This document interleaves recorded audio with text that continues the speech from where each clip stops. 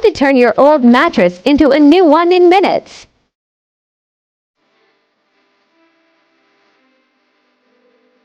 Start by cutting the stitching in the binding tape to open the top quilt. You can just use scissors if you prefer.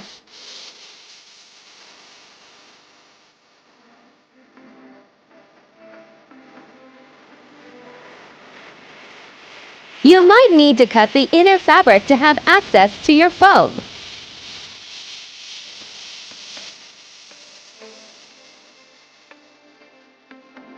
Once the top is off, remove any foams that is sagging or might be in bad shape.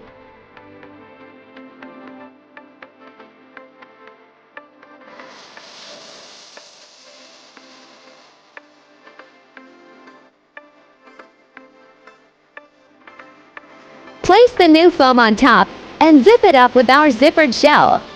Now you have a new bed and complete control of how you want your bed to feel here on out.